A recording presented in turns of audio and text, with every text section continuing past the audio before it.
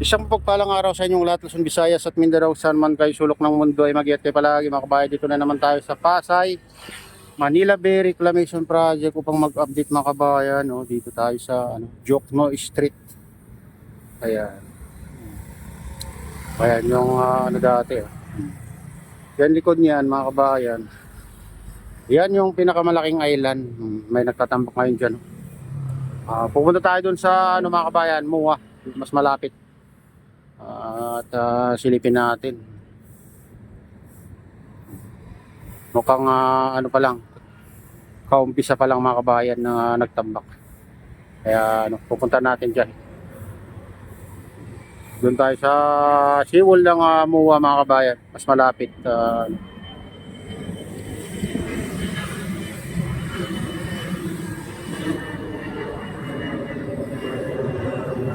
Ayan.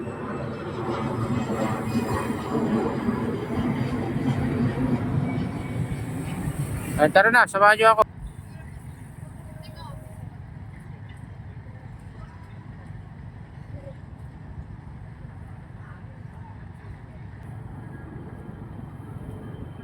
Ayan mga kabayan, dito na tayo sa Siwol ng Muwa mga kabayan. Mas malapit dito yung itong nagtatambak.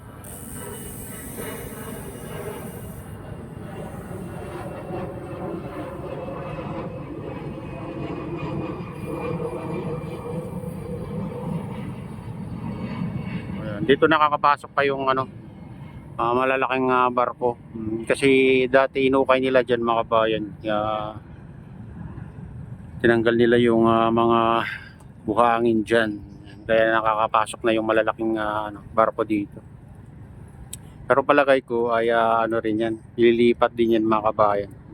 Ilalagay din sa gitna yan. Mga buhangin na yan.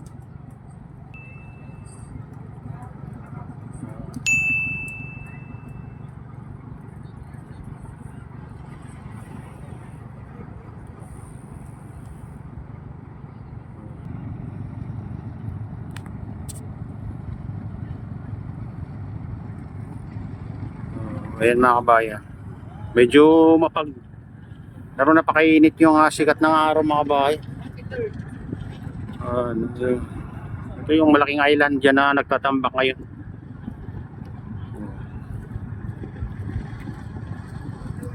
Ay yung pumasok dito mga kabayan, hindi gano'ng kalaking barko ito. Mas malalaki yung mga iba.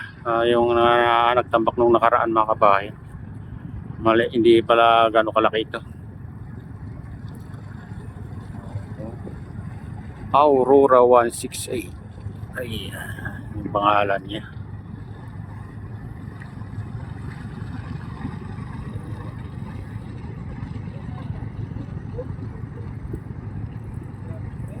Mukhang may nagtambak kahapon dyan mga kabayan.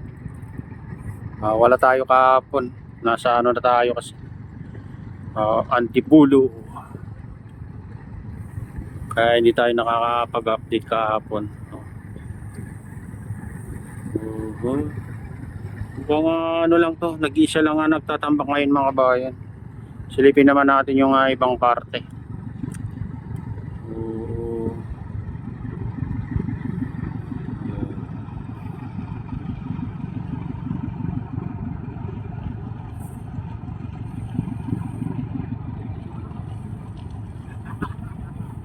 Kasi palagay ko itatambak din sa gitna para tumaas yung ibang yan mga bayan. Yung mga mabababa siguro lalagyan nila. Kaya nagtatambak dito.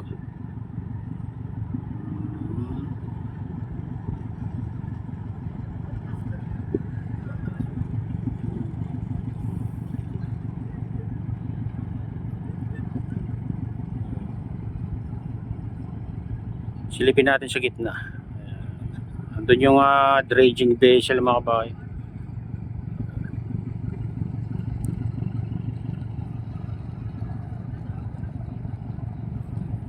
Dito naman mga kabayan, ayun, nandyan yung dredging vessel sa gitna. Diyan ang binubuhusan nila ngayon. Malapit na magkakarugtong itong malaking island kasi yung maliit na island sa gitna. Ang didiretso doon sa gitna. Saka doon naman mga kabayan, pinaka gitna mga kabayan, meron ding dredging vessel doon. Ayan, oh. Ayan, hindi nandun, baka ano rin, tatanggalin talaga yun. Kaya nandun yung isang dredging vessel. Ayan mga kabayan, sa gitna yan, yan.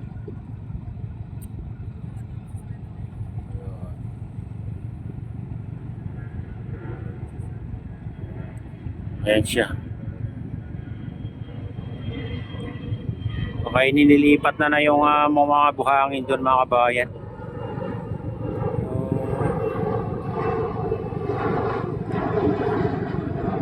Ito naman mga kabayan, itong pinakamalapit na island. Dito sa tapat mismo ng MOA yan. Oh, walang yun, nagtatambak ngayon. Medyo natutuyo na yung itinambak nung nakaraan. Mukhang walang nagtambak kahapon dito sa banda rito.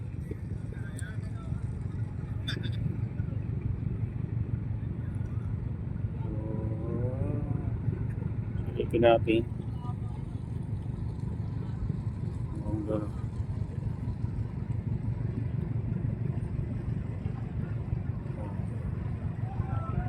Oh.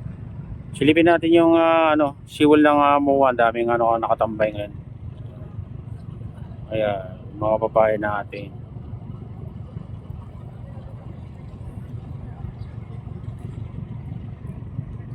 Mas lalong to, dadayuin to mga kabayan pag may nakatayo na ng dyan.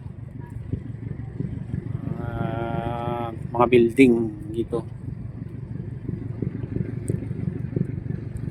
Sigurado yan na magandang tignan mga kabayan pag mayroon na nakatayo dyan.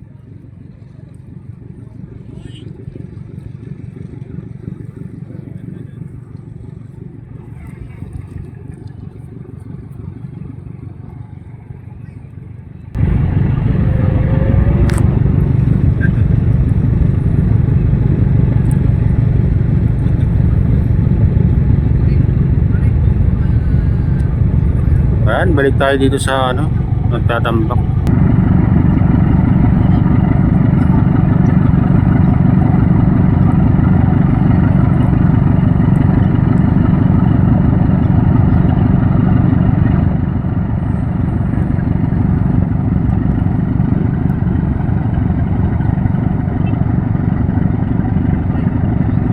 Tapos ka natin doon sa harap niya.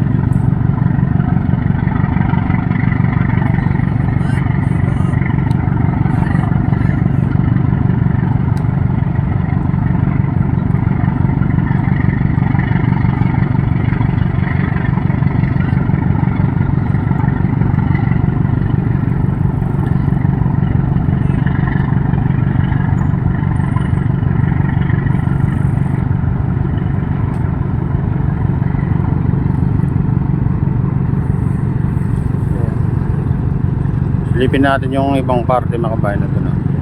Doon ang likod ng ano, Lime Resorts and Hotel o Sofitel Hotel mga kabayan. Doon na. Ayan, yun makikita mo pag ano. Nakatambak na buhangin. Pero linagyan na ng ano ngayon mga kabayan. Malaking kanal. Parang ilog na rin mga kabayan. Nung lawak yung tinanggal nila doon. Dati puro buhangin lang nandun mga kabayan. Wala nang may tubig dati. Saka maliit lang yung kanal na iligan nila dati doon mga kabayan, pero pinalaki nila. Parang ganito na rin katapat ng MUA mga kabayan, na mayroong ano dito,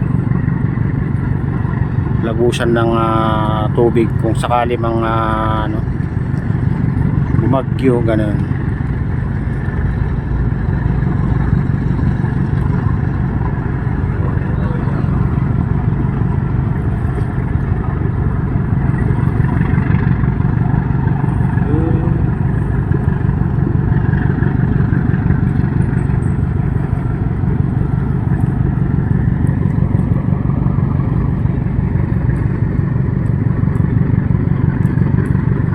Siguro naghakot na rin yung mga ibang barko kasi wala yung mga dito.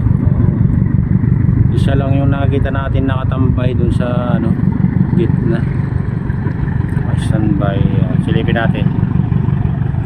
Ayan yung naka-standby na barko. Layo sa kalagitnaan. Ayan. Ayan lang siya, nag-iisa lang dyan Ayan.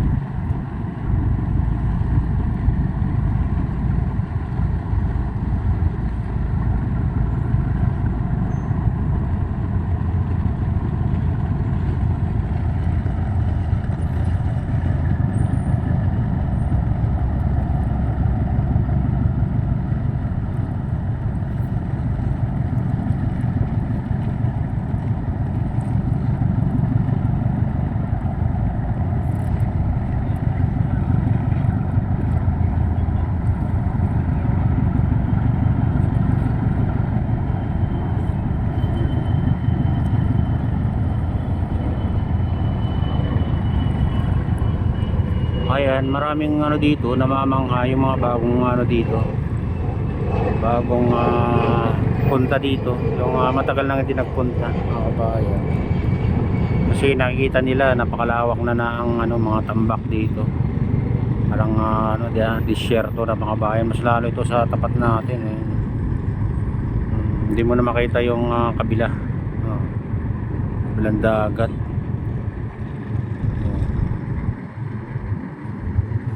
Ayan, yung makita mo rin dyan, yung mga building na lang dyan sa ano, Manila Bay.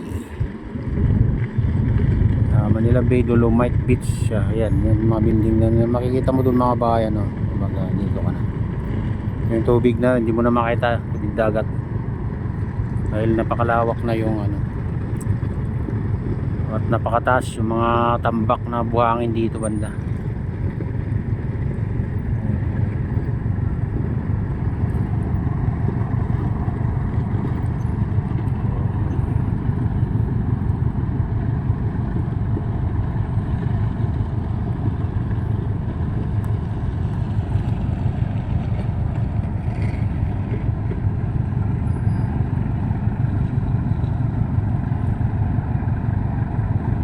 Ay yung mga galing dyan sa abroad, mga kabayan, pag napunta rito mamamangha sila, lalo na kung natayuan na ng ano to, matatayuan na ng building. Kaso palagi ko mga kabayan, matatagalan pa to, ang dami pang ano gagawin dito.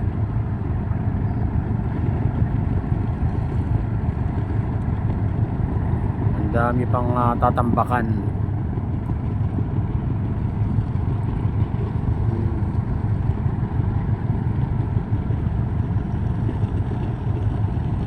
Ito yung ano, napakalaking island to mga kabayan. Hindi mo na makita doon.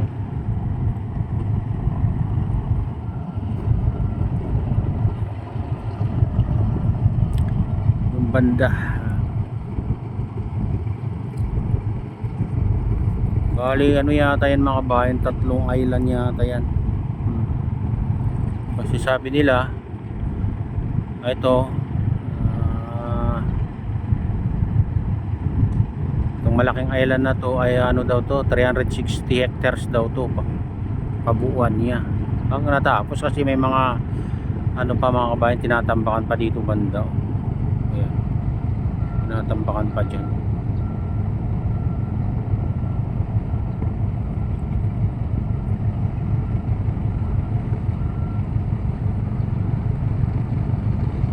Yung isa naman sabi nila mga kabayan 285, tatayuan daw ng ano,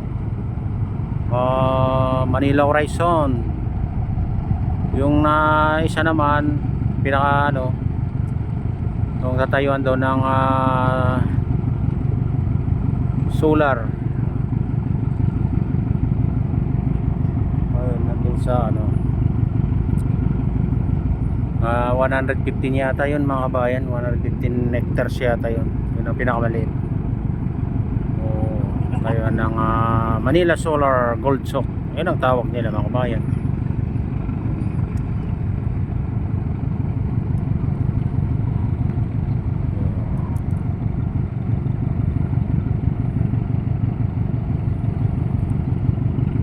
Yun.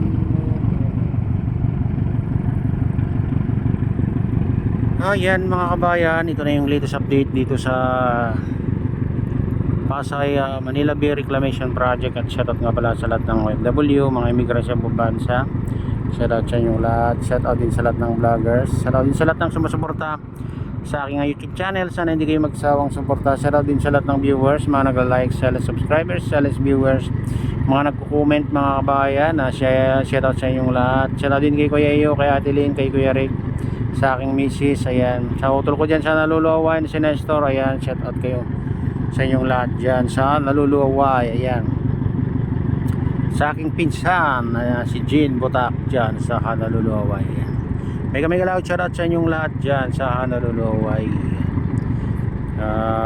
Shoutout din sa lahat ng taga Bago Binterlocos Norte, taga Balagi Binterlocos Norte, at sa lahat ng taga Pasukin Ilocos Norte. May kami galaw shoutout sa inyong lahat dyan sa Pasukin. Ayan,